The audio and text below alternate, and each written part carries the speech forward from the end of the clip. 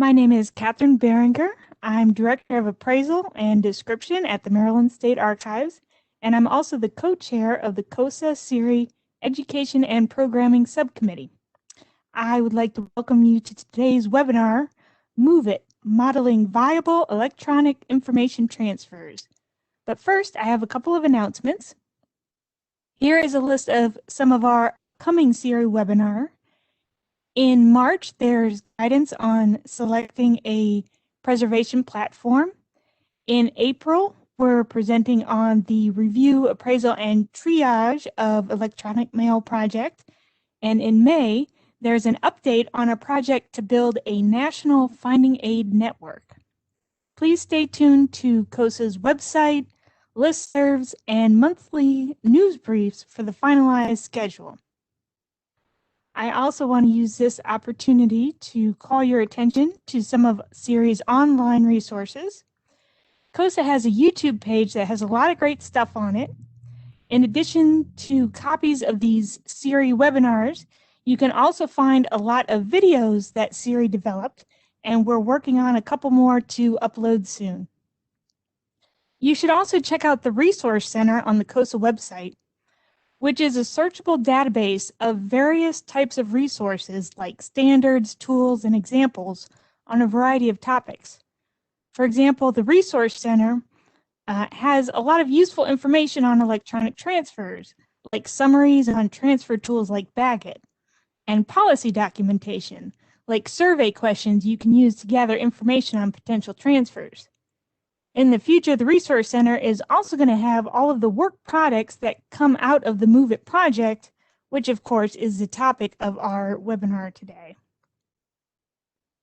Before I introduce our speaker, I want to note that we will be holding all questions until the end of the presentation, but please do at any time enter any questions that occur to you into the chat box on the right of your screen.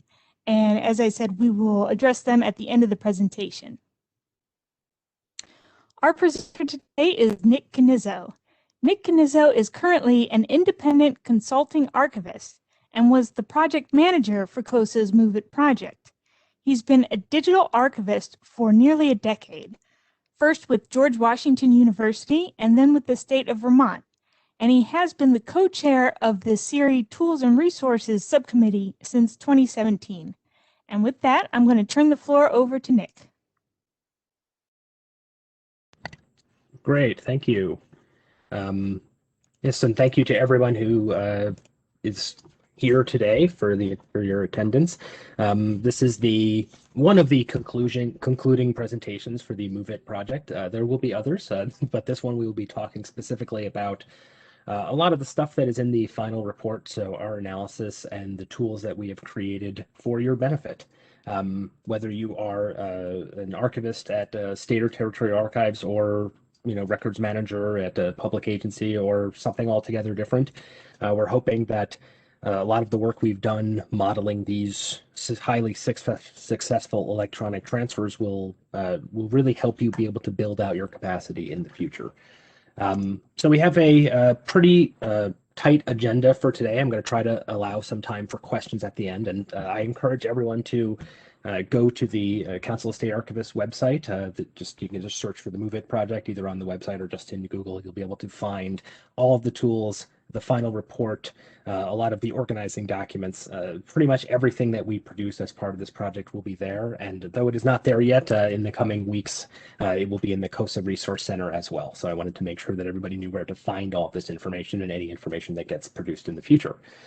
So today I'm going to give you a brief background of the project. This was covered in a previous webinar, which is linked herein, so I will be light on those details, but then we'll talk about our modeling of the exemplar transfers and the analysis and conclusions that we came to, and then the various tools that we produced, and hopefully, like I said, there'll be some time for questions at the end.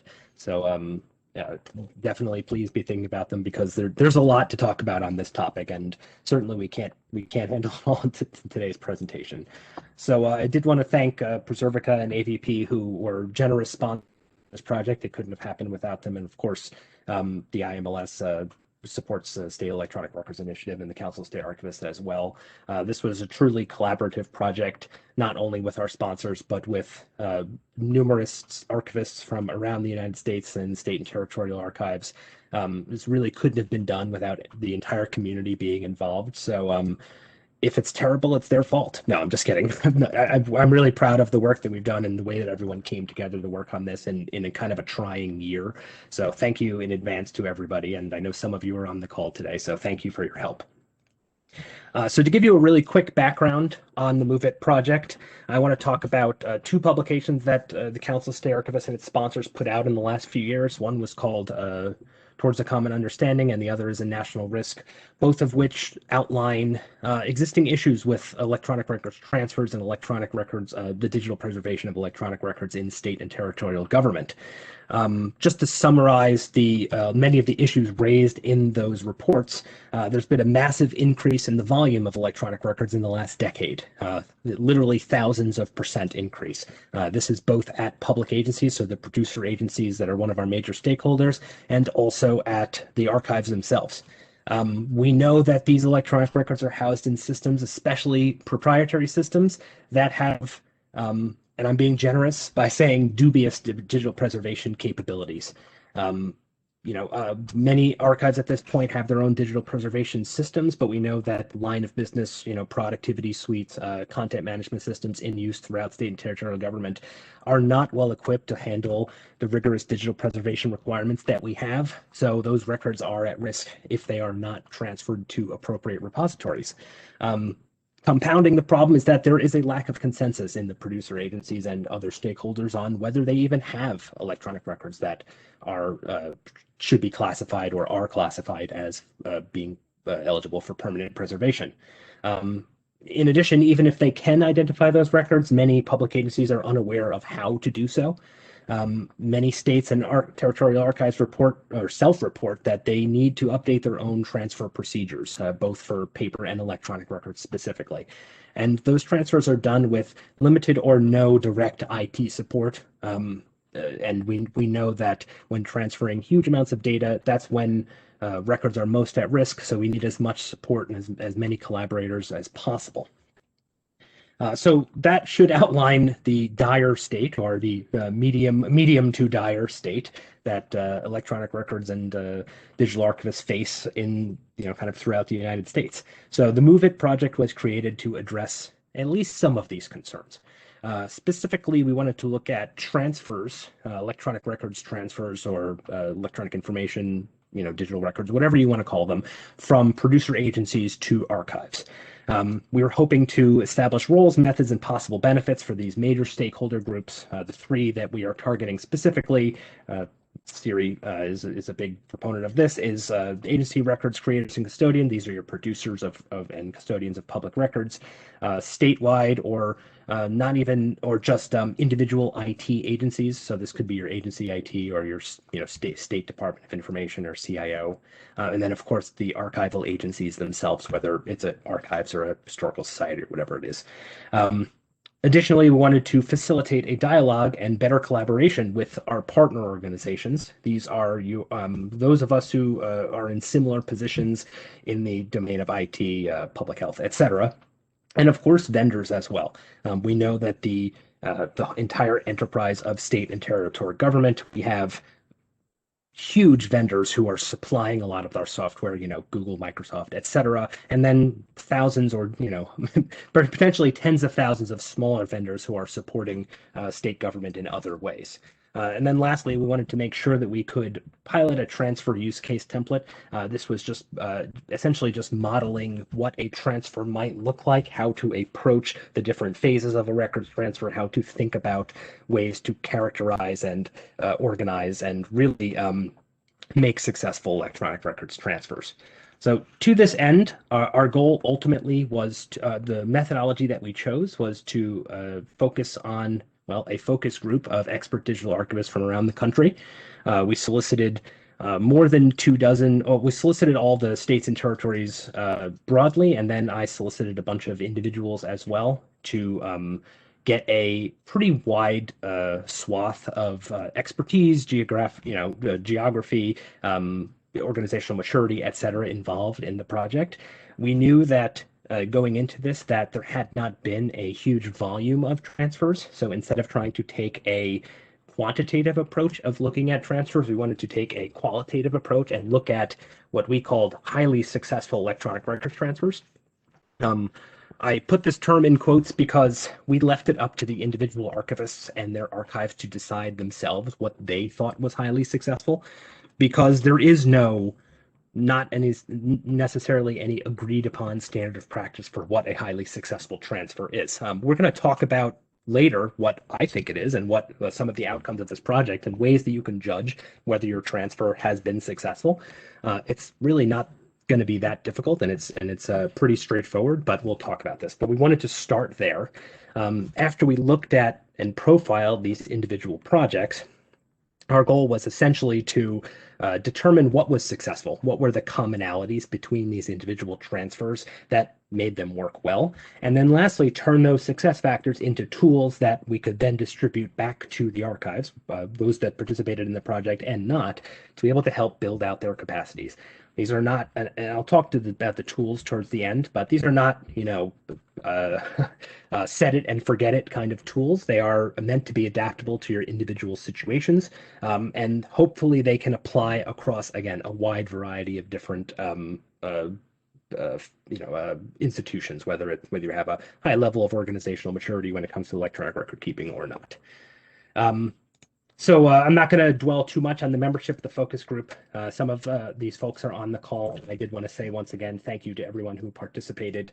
Many of our archivists supplied projects for the exemplar set, while others merely participated as having a critical eye towards looking at success factors, talking about tools, and so on. So it was a difficult year in terms of the pandemic and everyone being displaced and working from home and maybe not having access to their normal resources. So, again, I can't thank everyone enough for their participation in this project. This group was able to put together what I thought was a great set of exemplar projects. We were specifically looking at three major factors when trying to get a good picture of the different types of transfers that might occur. We wanted first to look at major record types that would be involved. So we didn't want to leave any kind of data out. We wanted to make sure there was structured data, GIS data, images, video, unstructured documents, all different types of records that would be common across most of state and territorial governments. Secondly, we wanted to make sure that we had a good coverage of the different types of agencies, depending whether you are an elected official, an executive branch agency, a judiciary or court, et cetera. You might be in a different circumstance. You might have different types of resources available. You might have different statutory mandates. So we wanted to make sure that we didn't accidentally, just pick executive branch agencies, for example, who have maybe more or less flexibility than others. And then lastly, we wanted to make sure we were looking at as many systems as possible because, we all know that one of the big challenges with transferring electronic records is kind of extracting them from the systems that they're in without losing any content, structure, context, etc., which can be a big challenge in and of itself. And as you can see, we had all different types of systems available, some of them open source, many of which were proprietary, some of which required going directly back and working with vendors. So there was a lot to unpack with the different approaches that were needed, but we'll kind of get into all of that in a minute. Regarding a couple more details about the exemplar projects, we're talking a huge amount of data that was covered. It's approximately 20 years worth of projects, hundreds or thousands of different transfer events, many terabytes worth of data has been transferred covering all these projects. So, although I said we were trying to focus on qualitative, we really ended up getting a lot of quantitative data here, which I thought it ended up really well. Additionally, and we kind of talked about this a little bit, but there was all different types of systems that were involved in the transfers, and we talked about the intricacies of how to extract data from email systems, social media, vendor-supplied proprietary platforms. Constituent correspondence was a major one among those. which I'm sure many of you have dealt with before. And I wanted to say that, these projects, although they have been highly successful, many of them have morphed into more routine transfers, either on a bi-yearly or a yearly or even a daily basis. These projects have not only were they successful in their own time, but they kind of set the stage for either more transfers or future projects as well. So I hope I can, I hope I can say that, I hope that this is enough evidence for you that these projects really are truly exemplary. And that's not to say that they were perfect. There were plenty of self flaws that the focus group members reported themselves, things they could have done better. But that's a big part of developing their process and the frameworks for electronic records transfers anyway, is that we need to keep iterating upon them as technology changes, as administrative and statutory requirements and priorities change as well. So in order to look across 7 different, really, truly, vastly different projects. The biggest commonality that we had was that we had records from 3 different gubernatorial administrations, and while those were similar, obviously the circumstances in Texas, Virginia, and Kentucky were all very different as well. So, there's a lot to be said about the commonality between these exemplar projects, but in many ways, they couldn't have been more different. When you do, and I encourage you to take a look at the final report, we put together what I call the data matrix, which is just a side-by-side comparison of a lot of the major details about each transfer. I encourage you to take a look at it when you have a few minutes to see all these details side by side. It's too much to go over now, but you can really truly see that there's a lot of variety within the different ways that the individual archival agencies approach these projects. So in order to actually look at this qualitative data, one of the things that we had to come up with was a simple framework for analyzing these transfers. And you can kind of see the basic one that we came up with on the side. It's just a kind of a five stages to an individual transfer process. Scoping this transfer process was complex because it's hard to just remove the exchange of data from one agency to another, just to pull that out of the electronic record keeping life cycle and say this is its own thing. So we tried to make sure the scope was as precise as possible, but of course there are additional requirements and foundational elements that need to be true in your state or territory in order to actually accomplish a transfer. So, you need to actually have electronic records, for example. So we'll talk about some of those, but I just wanted to make clear that everything related to the electronic records lifecycle and digital preservation is not covered in kind of a transfer process.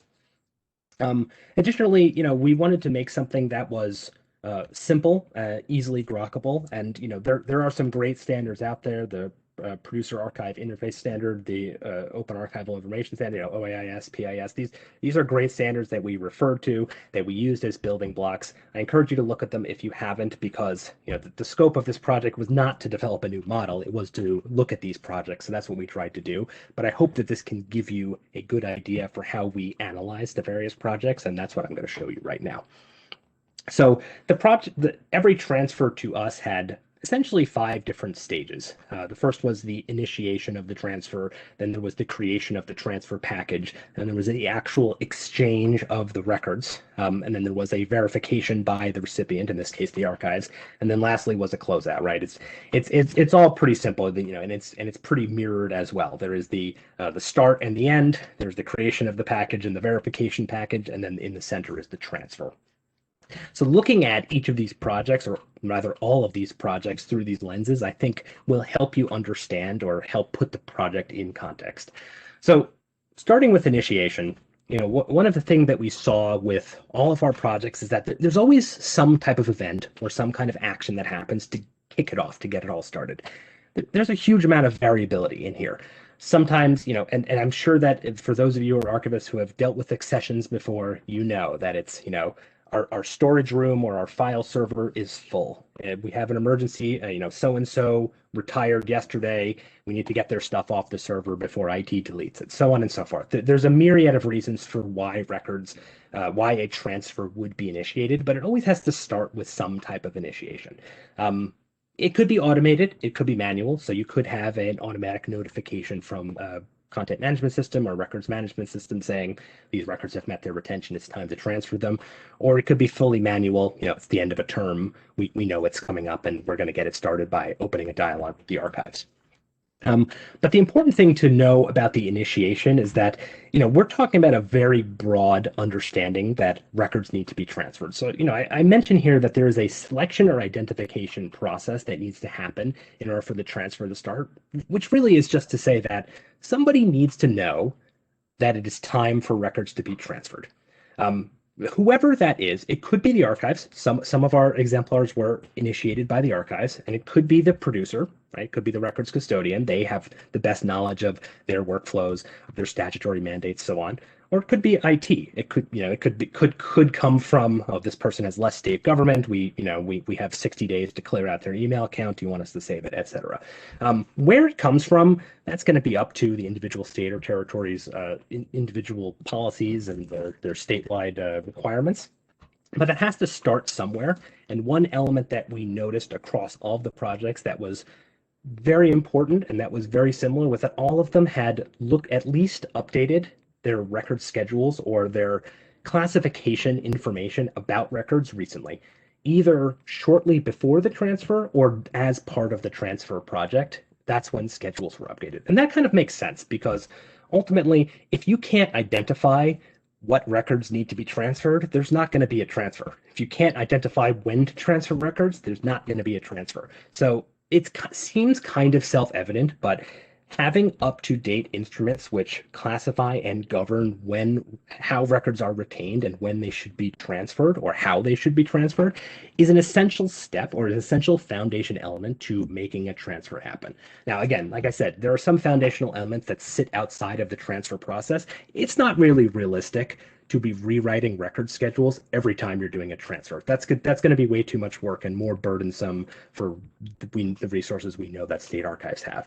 But if there is, if you didn't already have a good reason to keep those up to date and to, make sure that those stayed current, again, that's a huge bottleneck for these transfers actually being initiated.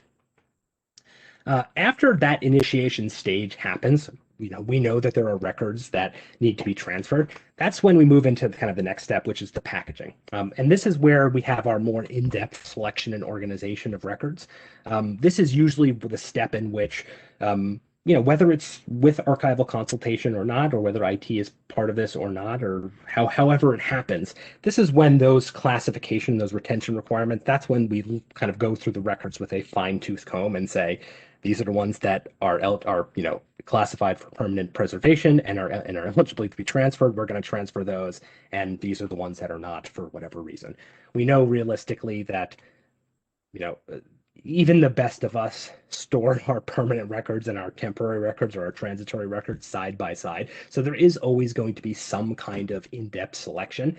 Hopefully this can be automated, but it's not. Realistically, right now, if you look at state and territorial government writ large across the United States, it's not. There's not robust metadata describing electronic records, so this is a step that is necessary right now.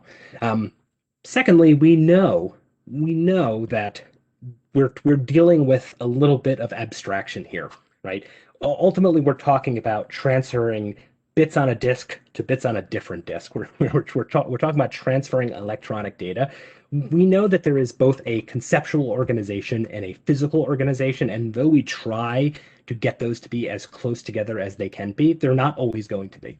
So it was essential in all of these exemplar projects that the archivists involved, and indeed the records producers and IT as well, had a good understanding of this difference of how the records and the data were actually stored and managed. If you don't know that, it's going to be extremely hard to do the next step, which is to put together the structure and content of the transfer package itself, whatever that ends up looking like. Your transfer package, which is again going to be kind of the physical manifestation of the data that you're transferring, whether it's going over a network or going on a flash drive or however it is that it's going to be transferred, you need records, you need metadata, you need structure, and you need context. And you need to have all of those things included somewhere in your transfer package. Hopefully, it will be well described enough that it is self-evident, but if it is not, it needs to be created as part of the transfer process. And the only time that this can really be effectively created is before the transfer happens, because that's when you have everybody working together kind of on this process to make sure that this transfer package is constructed well.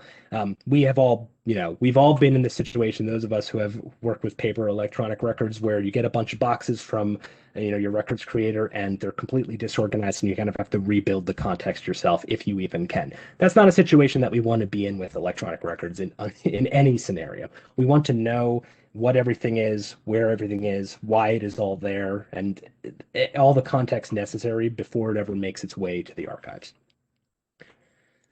Then when we actually get to the next step, which is the transfer, after the transfer package is created, the transfer is actually extremely simple and really doesn't take very long, though it could happen over multiple different events.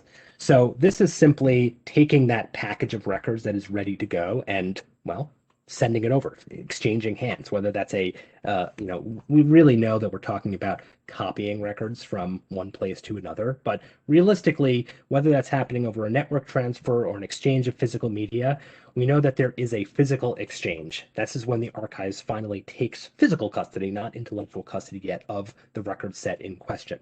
Like I said, this could happen over one package or many. I think two of our exemplar projects have daily transfers of between a little and a lot of information, and then several of our exemplar transfers had essentially one big, essentially hard drive full transfer. Either one of those is fine. As again, we're going to talk about the basic requirements and what you want to be capturing as part of your transfer, but it's not really important whether it's one package or many, as long as you're organized and you have the right mechanisms in place to be able to do it without losing any data. That's kind of the key part of this, is that you want to make sure you reduce your signal loss as close to zero as possible during the transfer. But all the transfer is actually just an exchange.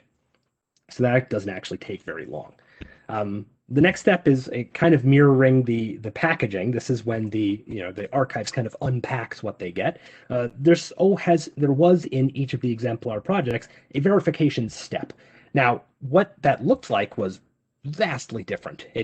For some it took weeks or months of work, and others it was very quick. There wasn't a lot of verification that was done. And that's okay. Again, we want to make sure that we capture context, structure, content, and we want to make sure that none of that is lost. So when we're talking about verification, we're really talking about two different types of verification. There's an intellectual verification, which we just described essentially as, did we receive what was intended to be sent in terms of intellectual control? So are all the records here that are supposed to be? And then there's a technical verification, which is, did those records get damaged? Were there any records lost? Was there any structure lost? Context lost? Were bits lost? Were there any viruses, malware, etc.? So both of these were done essentially by all of the staff during the exemplar projects. So we isolated these particular issues as being essential to understanding what was coming and making sure that there was no part in the transfer process that data was lost. That's what the verification step is for. And like the packaging, again, if you kind of fold this 5-step kind of model onto itself, the verification, the packaging are going to take the most time, because one is kind of building the package and the other is kind of breaking it down and trying to understand it.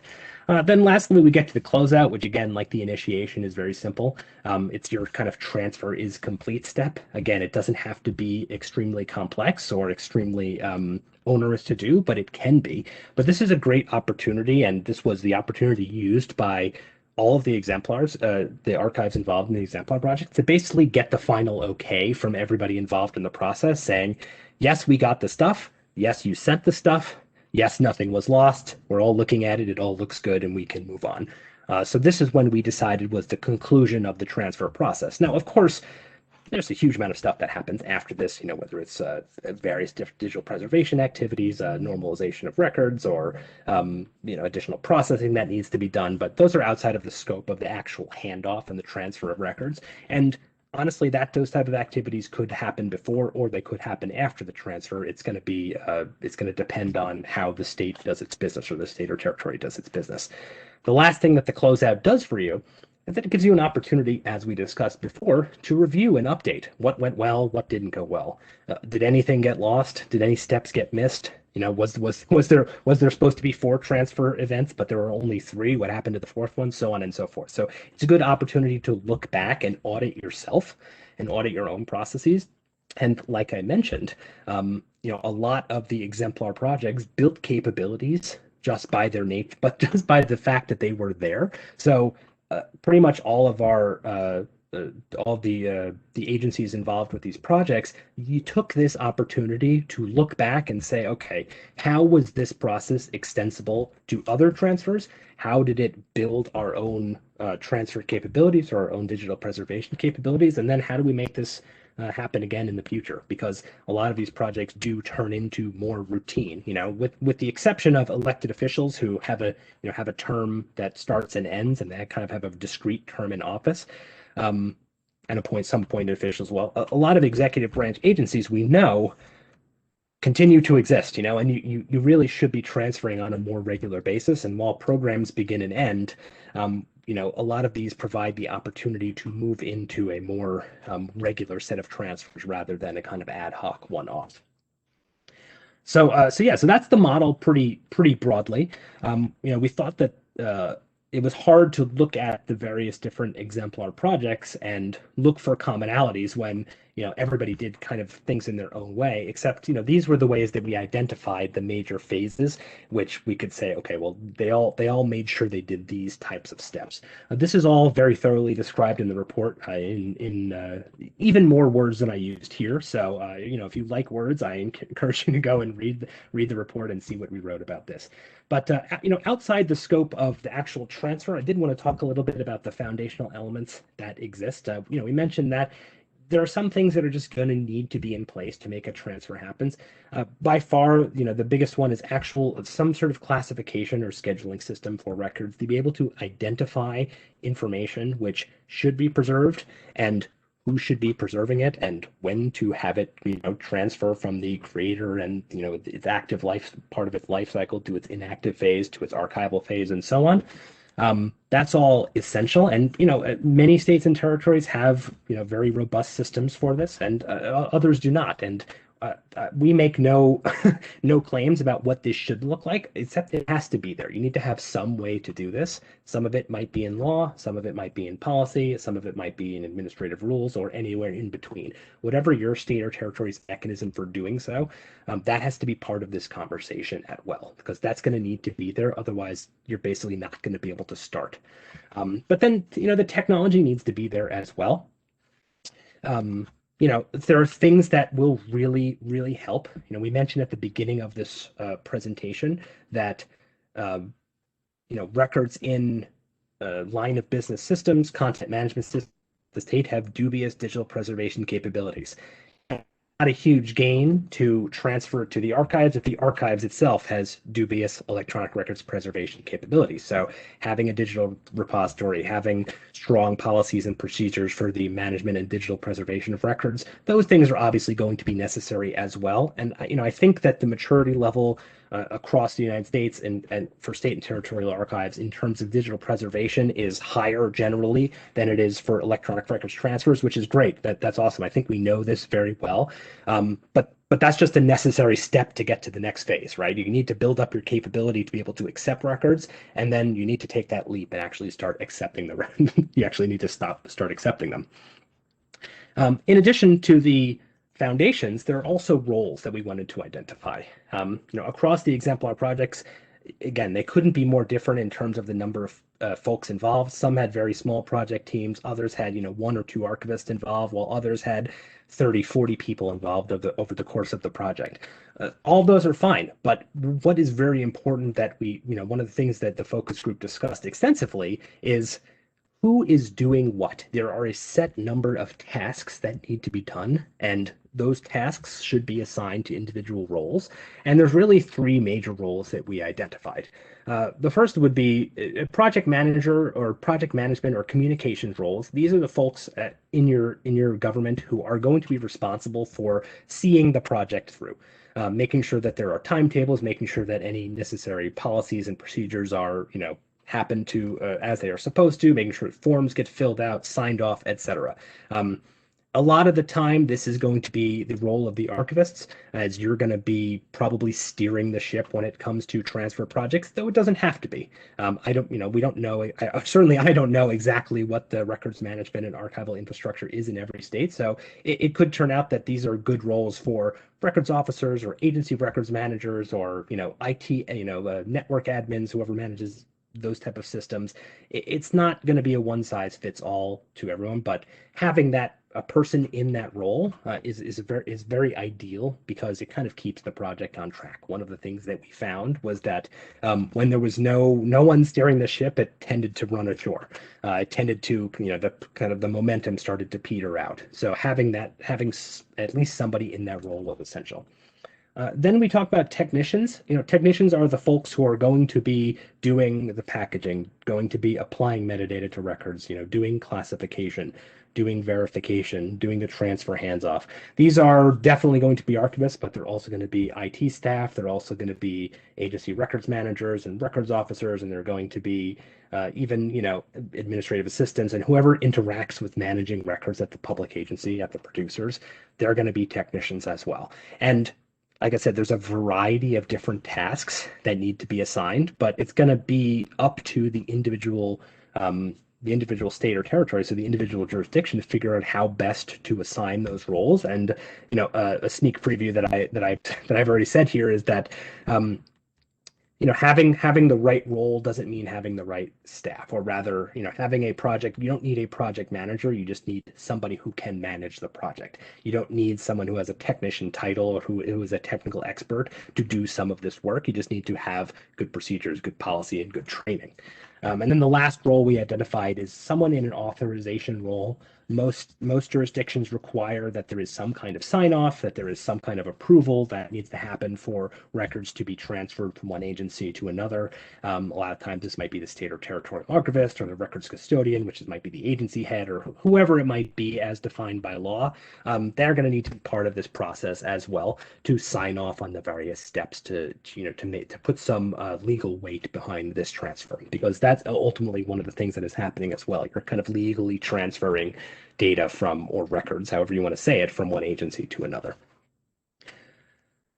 So let's talk about some more of our observations kind of broadly.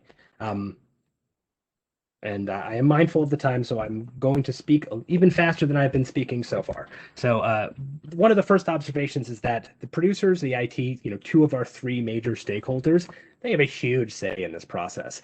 There is no archives that I know of that can compel public agencies and IT to do their bidding. So as long as they are involved in the electronic records lifecycle, they're going to be involved in the transfer process. So you need to collaborate with them. You need to have them on board and need to have some shared goals and shared expectations for how this works. Otherwise, you're not going to get anywhere.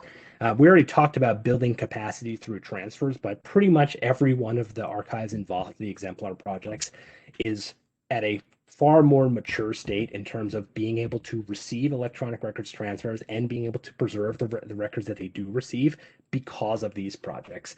And this was self-reported by the focus group members. This is not my judgment.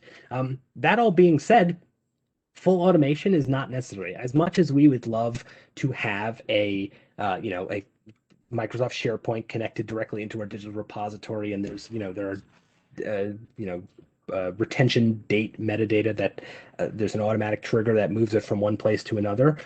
None of these transfers had this. Most of these transfers were done in a very manual way. Some of these transfers started as early as 2001 or 2002. So it can be done without all of that stuff. And it should be done without all of those things in place. You don't need to have a futuristic technical setup to make this happen. You can do it with an external hard drive. You can do it with an external hard drive in Windows. You can do it with relatively quote unquote low tech solutions, as long as you understand the principles. And we'll talk about how to talk about those principles. One other piece that I thought was very valuable to know was that how these packages were constructed, the transfers, it was extremely variable. Sometimes it was, records were placed onto a hard drive by individuals, off of off of their computer hard drives. Other times it was all kind of funneled through a records manager. Sometimes there was advanced software uses, some advanced software used. Others used open source tools like Bagger. So there's how these transfer packages are constructed can be very variable, as long as, again, we're kind of reiterating on the same points, but as long as content, structure, context, metadata, all those things go along with the data. And then lastly, most of you are probably on Windows-based operating systems right now.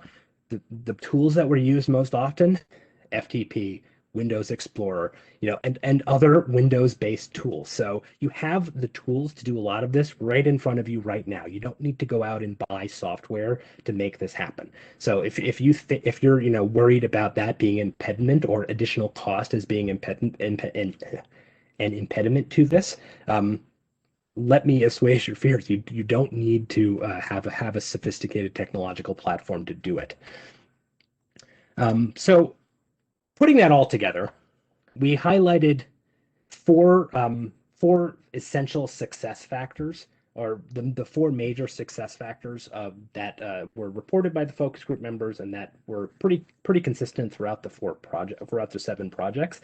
And they were having collaborative relationships within government, having shared language with our stakeholders, a thorough knowledge of technological context, and having flexibility in the transfer workflows themselves. So the first one, and this was by far the number one topic of discussion in the focus group, was, and I kind of mentioned this a little bit earlier, is that there needs to be a good collaborative relationship with not only our record producers, but our support our support staff as well. So this is certainly IT agencies, but also legal, administration, things like that as well, because all of us are involved in the records lifecycle. Therefore, when records change hands, we all need to be aware of what is happening, why it's happening, when it's happening. It needs to be transparent, and it needs to be something that is auditable. And we need to know, everyone who touches records needs to understand all of this stuff. I'm not saying thoroughly. It's not like, every state employee needs to know when records are transferred and why. But we need to broadly have good collaborative relationships, because this stuff takes time. It takes a lot of energy. It takes a lot of thought to do if we want to do it well. And none of these projects would have been possible if the agencies that were the original custodians were not willing to come to the table. We're not willing to put in tens or hundreds or even thousands of hours of their own effort to make this happen. Now, yes, many of these agencies are statutorily mandated to do this, of course, but we're all talking about various different competing priorities. That's a lot of what state and territorial government is. So making sure that archives have good relationships with these organizations is absolutely crucial.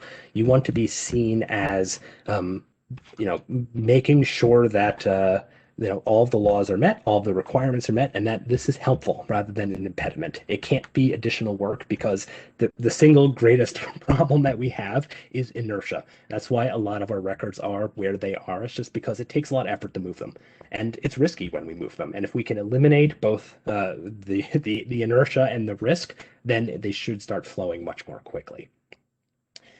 Secondly was having shared language. We need to be close allies with our IT staff. We need to be close allies with our legal staff. We need to understand both our statutory responsibilities, but also we need to understand our technological requirements. One thing that was reported by focus group members was that it's sometimes hard to have a conversation with IT staff because we're speaking a different language. Their priorities are different than ours. Even though they should be really, really close together, we both want the same thing, which is access to and protection of public information, right? State data. So it should be an easy conversation to have, but there can be friction there. One of the things that each of these exemplar projects had was good IT support. It wasn't necessarily thorough IT support, and it wasn't necessarily always ever present, but there was good IT support either directly in the archives or at state enterprise-wide agencies. having those good relationships and having shared language with them, and really that means shared expectations and shared goals, and a way to talk about requirements that are, again, shared, that was a true success factor that made these projects successful. Part and parcel to that was knowledge of the technological context. None of these, when you're talking about electronic records, you're not talking about systems that are isolated, though of course sometimes we are. But more and more states move towards kind of enterprise-wide platforms. So your Google Documents, your Microsoft SharePoint, things like that. Understanding how all the various pieces fit together is extremely important. We've talked about a lot of different systems, such as email, social media, databases, etc. These are all different software platforms, and they all have to talk together, and they all transfer data in between, back and forth from each other, and some can edit data in others, and so on and so forth. So understanding how all these software and hardware platforms work was really essential, and that also can't be done without a good collaborative relationships with your IT and your records producers. Not to mention that there has been a vast we know there's been an expansion in the amount of vendor supplied software, whether it's kind of cloud hosted software platforms where data is, under the control through licensing agreements and through contracts, but it's under the control or living on platforms that are not controlled by the state. That's another actor that comes into the picture that needs to be worked with. And the nature of those service level agreements or licenses or contracts or whatever they are that govern those systems needs to be looked at well before the actual transfer. Otherwise, you're going to be doing what some of these transfer projects had to do, which is sit down and talk to individual vendors and kind of work out a way to extract data from the platforms. That's going to be a roadblock, and I'm sure that everyone who had to deal with that would say that they wish that they started a few years before they did. And then lastly, there's an extreme amount of value in having a standardized workflow, but having a rigid workflow that is hard to deviate from is going to be very problematic, because just within your own state, within your own territory, I'm sure not every agency is the same. Not every agency has the same amount of resources.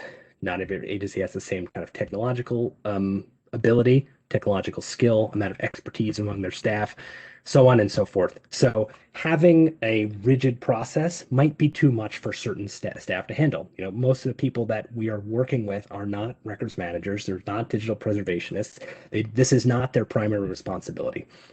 So having a well-documented and transparent process, it fosters not only accountability, which makes sure that everybody is doing their job, and everybody is doing their job well, because we would see if they're not, but also it kind of fosters that collaborative relationship as well. Everybody knows what their expectations are, who's responsible for what, and then we can progress forward. I would recommend a flexibility in the assignment of roles. Yes, assign a certain tasks. You're going to verify fixity, you're going to do content and structure, so on and so forth. But assign those to roles as necessary. One of the worst things that can end up happening is somebody is responsible for a job that they can't do. That's going to throw the entire process off. And again, you're dealing with records when they are at their most fragile, right? Data in motion is going to be vulnerable. So what you really want to make sure is that everybody is in the right lane to make sure they can actually do it. So to provide a little aphorism, we want our workflows to be plastic in that they are flexible, but they are still clear, right? They're still transparent so that everybody knows who's responsible for, but not so rigid that if there's a little bit of pressure or we try to bend it a little too much, it's going to break. So I see some questions, so I'm going to try to get to those in a second, but I just did want to talk about the outputs really quickly. So if you were to, I saw Michelle put in the chat a link to the report. The output should be on the website as well. I just wanted to run through them really quickly. We have a transfer form, which is just a simple one-page document, as I described earlier. A nice way to sign off and put into your paper trail or your chain of custody what is actually happening. It's not meant to be just put it into place. Customize it. It's in a Word document format, so feel free to modify it, edit it. That's what it's there for. It's meant to be a starting point, as are all of these. Additionally, we have electronic records transfer requirements. We tried to put together using some international standards, primarily ISO 15489, which is the records management standard, basically trying to say, when you're doing a transfer, what are the things that you should be concerned with? It's not a requirement like you must do MD5, checksums for each of your files. It's not that technical. It's more like have a way to ensure that you don't lose any bits during your process or that there's no signal loss, these types of things. So it's written broadly, and the idea is that you can take a document like that, customize it, and bring it to a conversation with your IT staff to say, hey, here are our technical requirements for doing transfers. How can we make this happen, right? What's the software we can use to make this happen? Going along with the requirements are a couple workflows that we developed. I could probably do an entire presentation on each of them. One of them is very complicated, and the other is pretty simple. These are just transfer workflows. They deal with individual kind of steps to making a transfer happen.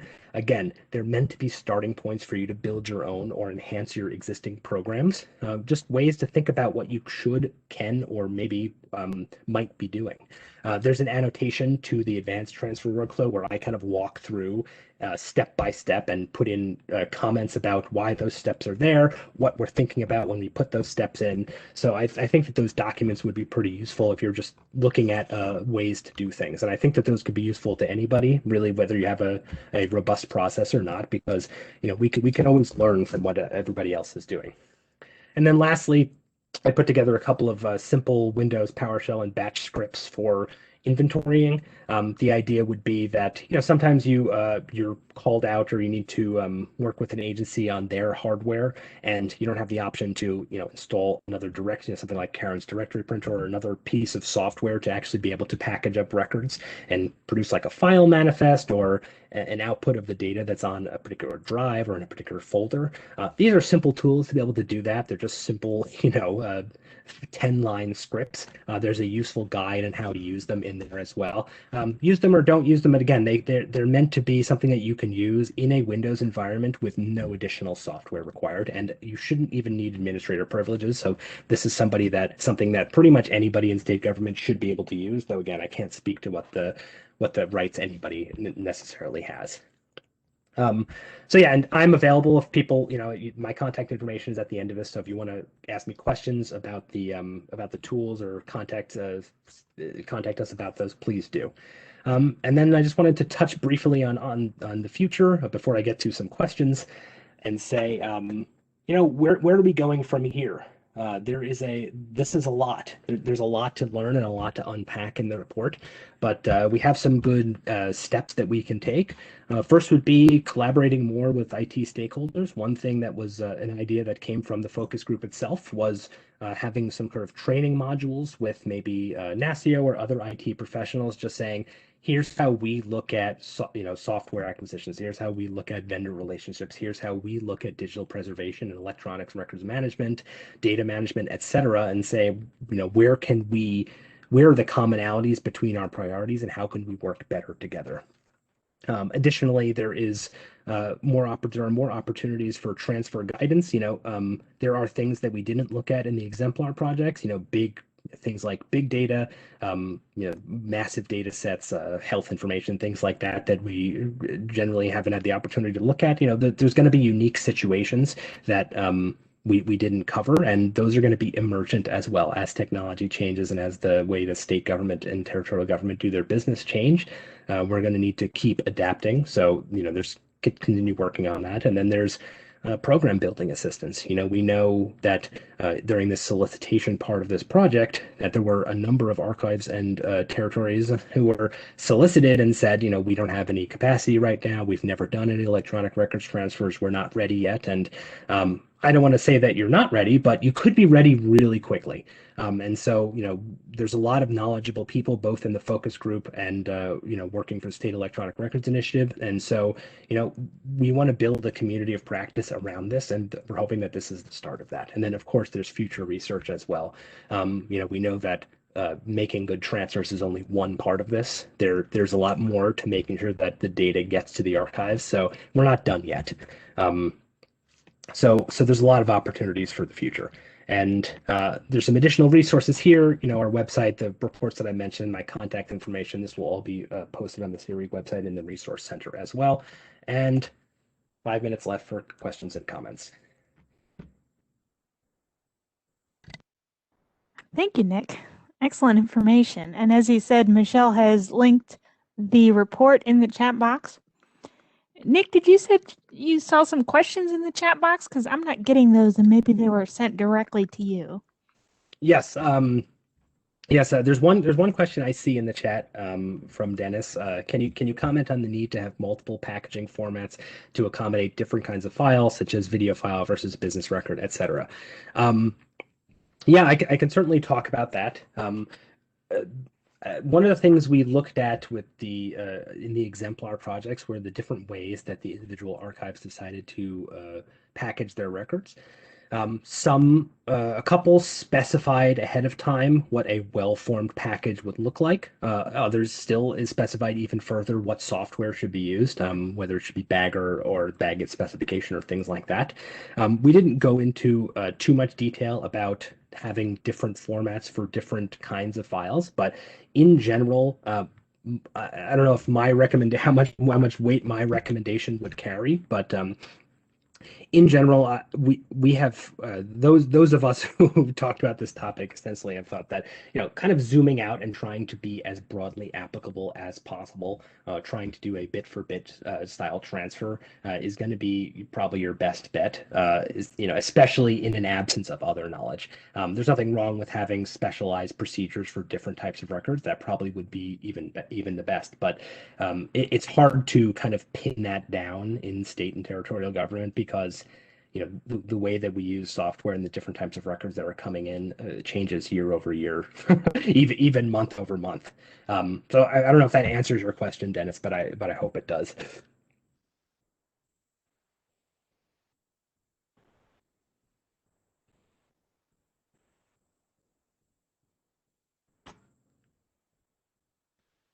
Oh, let me make sure that they are linked in the report. Yes, Courtney says the tools and templates are not linked in the report PDF. Let's see here. Did they not make it? We can get that updated for you. But yes, all of the tools and templates are on the MoVE-IT website page. They're underneath the final report. I can put it in the chat right here. They're all there. You can download them all individually. And yeah, like I said, if you have any questions about them, my contact information should be listed in a few of them, and my contact information is on the website as well. So, if you need help with something, just definitely contact me directly, and I'd be happy to help you out.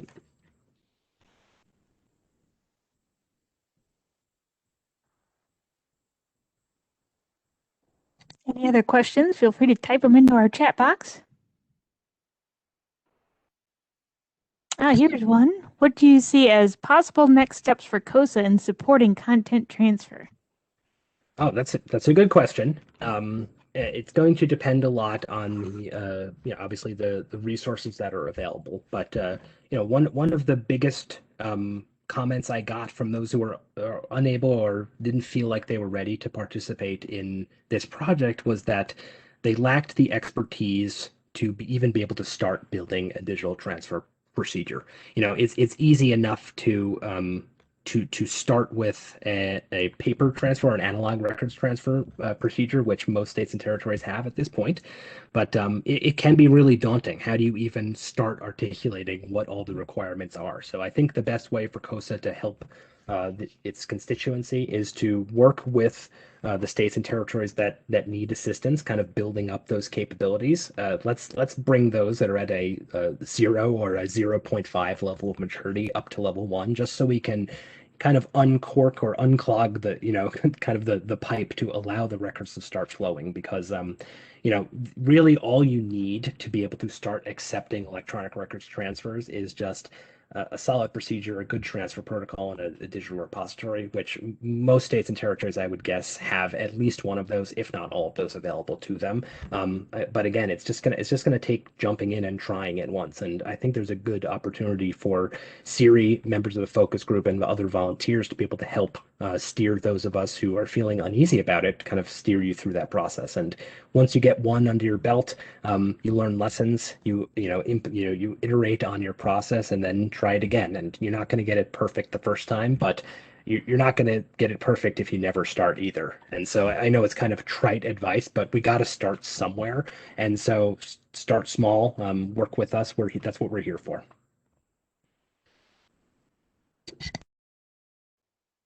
I think your report reflected that too, the idea that in talking with groups, doing a transfer, even if there was a lot of problems, they were then all the better on the next transfer they tried. Oh yeah, yeah, and then definitely some of these transfers have got, like I said, they've comprised of dozens or hundreds or thousands of individual transfer events, and transfer event 2000 looked vastly different than transfer event number one, and that's a good thing. We want to get it perfect on the first try, but as long as we're not losing any data, as long as we're not losing any context, as long as we're preserving provenance and original order, the true baseline requirements that we all know by heart, as long as you use those as your signposts, you can get it done, even if you've really never thought about this before. And hopefully the MoVE-IT report and some of the tools that we created will help you do that. Nick, did you have any other questions listed in your chat box? I don't specifically. If I'm sorry if I missed yours, you can go ahead and contact me directly, and I'll be happy to speak with you about it. I have a lot of capacity for this type of thing, and yeah, it's an ongoing problem that we need to start addressing sooner rather than later. So if you're feeling the pressure, there's no better time to get started than now. Well, thank you again, Nick, for coming and presenting to us. No, thank you. Thank you for having me, and thanks everyone for coming. Thanks once again to the members of the focus group, the individuals and the organizations that allowed us their time as well. We couldn't have done it without you. And all of our attendees, thank you for coming. Please do complete the short survey that you'll see when you close out of the webinar. And please check back and join us again for another SERI webinar.